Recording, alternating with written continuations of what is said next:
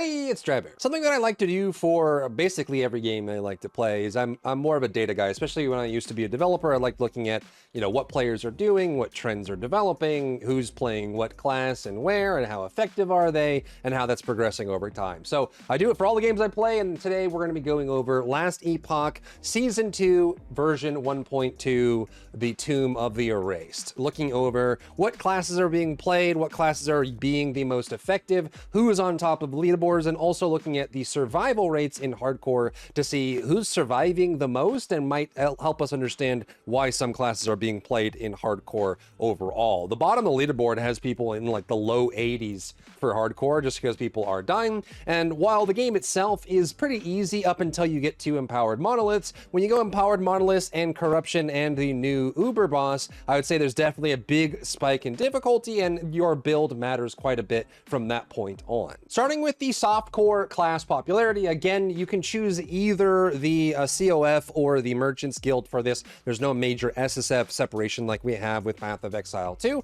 and so in this case, this is all the characters in softcore, and the leaderboards are bigger in Last Epoch than they are in PoE 2, for example, so we go all the way up to 10,000 for this. Now, keep in mind that when we launched Season 2, Sentinel got a major overhaul, arguably a bigger rework than any other class in the entire game, and there was for good reason for that. There was a lot of people playing Paladin in previous seasons and cycles, although there were some quality of life things around symbols / sigils and how that felt, and there were a lot of people that were trying to make Forge Guard work, even though the class fantasy and the way the inner workings of the character just didn't really come together, and there were also just a lot of complaints around Void Knight in general. So, with this Season 2 update, Void Knight got a huge boost, and you're going to find that in the top 10,000 players right now on Softcore, a good percentage of them, I would argue that maybe even in the double digits, but a good percentage of them have already cleared Uber Aberoth for the hardest pinnacle boss in the game. And most of that is because there's two Void Knight builds right now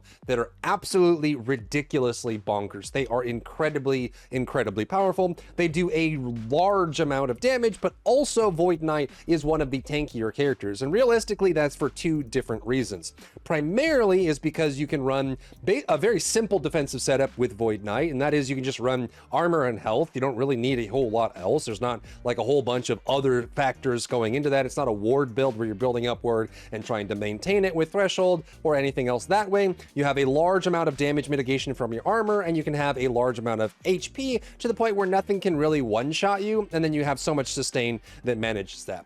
On top of that, with the Void Knight builds that are very popular right now, it is very easy to work in blind, which means that you can prevent enemies from hitting you at all. Even if they do hit you, they don't kill you, and if they, swing and miss, then who cares, that sort of thing. So a very big popularity surge for Void Knight, and generally with these kinds of games, like, ARPG seasonal games, there's a lot of factors leading into distributions like this in the top level, just because if there are one or two or three builds that are known to be incredibly powerful, everyone starts the league that way because they want to get their currency rolling, they want to get their favor rolling, they want to get everything set up, and so they will tend to go that way. So you can see that basically almost all of the class popularity for Last Epoch right now, with Tomb of the Erased after the first week, is Void Knight, Marksman, Paladin, and Falconer. There's been a lot of push for Falconer builds and Marksman builds, especially with the new Heartseeker being added to the game. Everyone's super excited about that. So a lot of people trying those things, and we also just have some Void Knight builds that are completely busted right now. So Void Knight being in first place, Marksman in second place, I think largely just due to Heartseeker, Paladin in third place with all the cleanups, and surprisingly, we didn't see Forge Guard jump up a whole bunch in the soft core for Last Epoch, just because it just didn't really fit the bill in that point, right? So you just either didn't come together. I'd love to make a Forge Guard build. I'm working on Spellblade right now, so once we finish Spellblade, maybe we'll go onto a caster or a ranged character, and then we do Forge Guard after that. But this is the split there.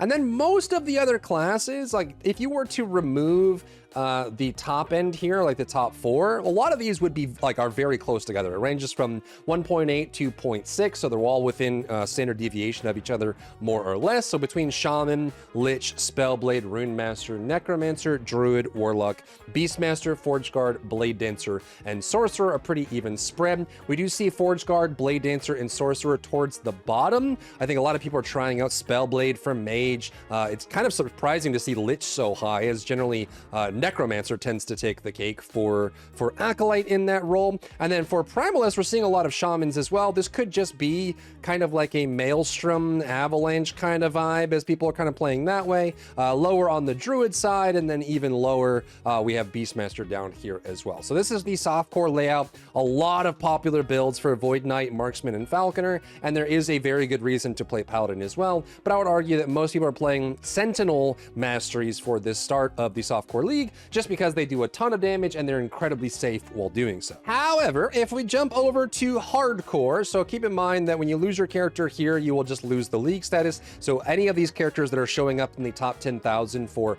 hardcore in last Epoch, it means that they haven't died a single time. You can see that the distribution changes quite dramatically, where people tend to favor builds and characters that tend to have very survivable aspects.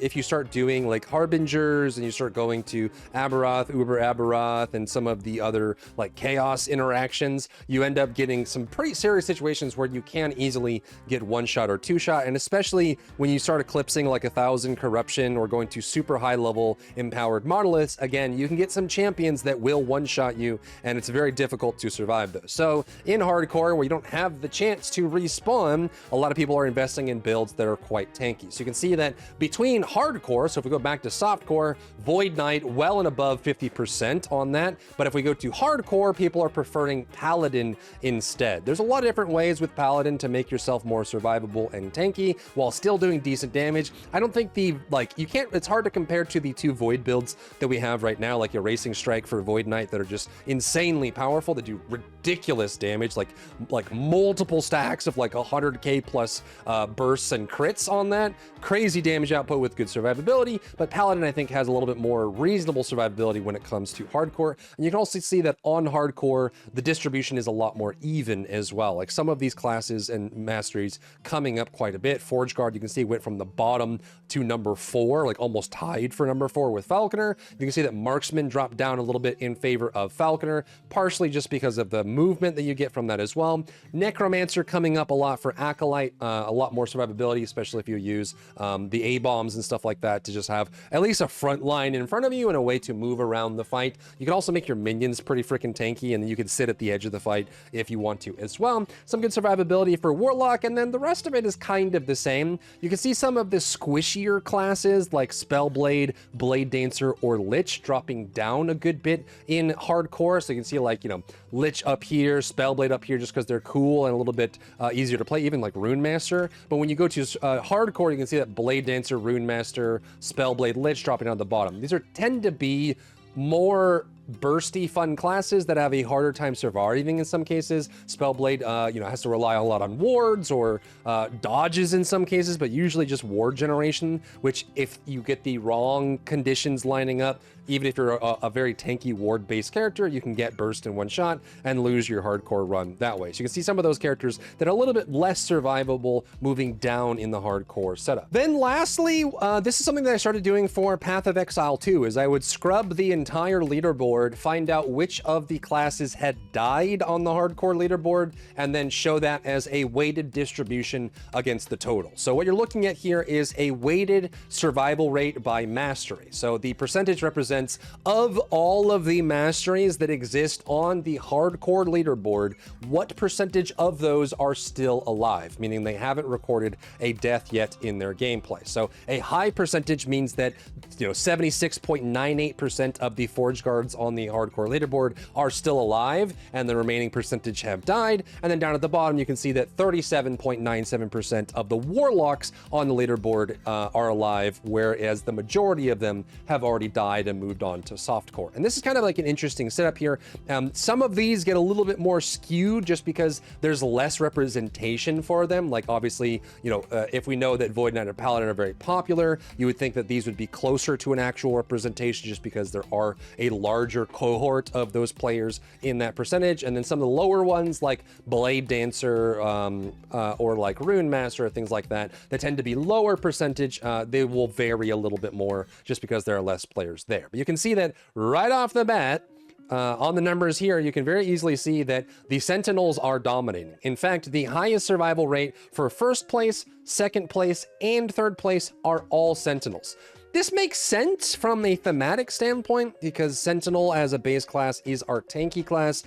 They tend to run a ton of survivability, mitigation, self-sustain, things like that. However, in practice, I think you would expect and hope for this to be a little bit more even. You can see that the Acolytes, namely Lich and Warlock, are down here at the bottom. Lich and Warlocks are dying on the hardcore leaderboards for this season far more than any other mastery on this entire list. Rune Master, Marksman, Falconer, still pretty high up. I'm surprised to see Falconer not a little bit higher, as they tend to have the ability to avoid death. It is a little bit more skill-based than some of the Sentinel builds that can just face tank things, but Falconer tends to have ways to avoid dying in many cases. Blade Dancer, I would argue, is this high, like they're number 5 on the list. I would argue they're this high just because they're a little underrepresented. If you had a larger percentage of Blade Dancers in hardcore, you can see they're down here at the bottom, you would probably see a lower survival rate from that.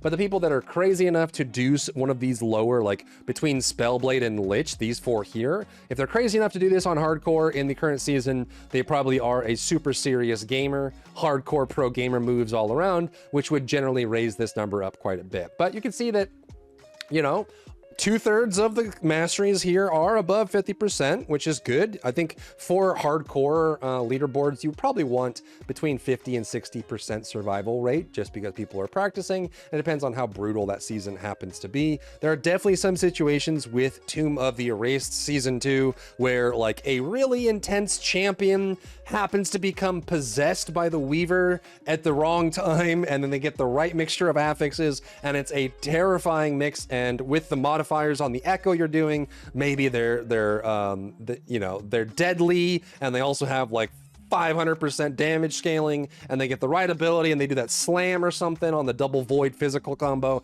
and they can just one-shot characters, whereas you end up pulling higher on like Forge Guard, Paladin, Void Knight. Necromancer, Beastmaster a little bit higher here on survival. They can rely on their pets. I'm kind of surprised to see Sorcerer so high up here, and Spellblade for that matter as well. I'm playing Spellblade right now, and they tend to be pretty squishy, at least in my experience. So this is the lineup for these 3 setups. This is my first video for last Epoch season stats. Hopefully it's interesting. Let me know what you'd like to see. Generally for these, I tend to do them every week as enough time has passed to check on who's doing what and how things are going. But this is the first one we've ever done for last Epoch, so let me know what you think about the results for the opening week of Tomb of the Erased Season 2 last Epoch down below in the comments. If you found value in today's video, leave a like down below, leave a comment for the algorithm to help this video get seen by more people, and don't forget to check out my other channels for other content and other stuff and other things.